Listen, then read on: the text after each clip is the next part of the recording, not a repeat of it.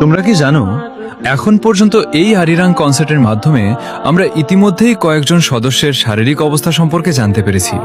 যেমন নামজুন, যিনি সবেমাত্র তার আঘাত থেকে সেরে উঠেছেন; জিমিন, যার রয়েছে দীর্ঘস্থায়ী পিঠের ব্যথা; তাইহিউং, যার শ্রবণ সমস্যা রয়েছে; জাংকুক, যার পায়ে ব্যথা; হবের পায়ের বুড়ো আঙুল নীল হয়ে গেছে, এবং হয়তো এখনও ইয়ুঙ্গি আর সেওকজিন আছেন, যাদের শারীরিক অবস্থা সম্পর্কে আমরা জানি না। চলুন আমরা ট্যানিদের প্রতি সর্বদা কৃতজ্ঞ থাকি।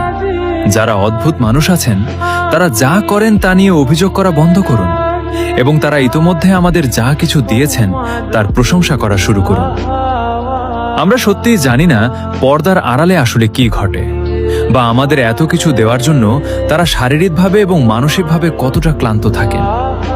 তাই তাদের কাছ থেকে ক্রমাগত এটা সেটা দাবি করার পরিবর্তে তারা যা কিছু দেন তার প্রশংসা করা এবং কৃতজ্ঞ থাকাই ভালো। তারা ইতোমধ্যে আমাদের অনেক কিছু দিয়েছেন। আশা করি আমরাও তাদের স্বাস্থ্য ও সুরক্ষার জন্য প্রার্থনা করব, এবং সর্বোপরি তারা যে ভালোবাসা পাওয়ার যোগ্য তা যেন তাদের দিই। আমরা তোমাদের সব সময় ভালোবাসি, আমার প্রিয় বাংথান।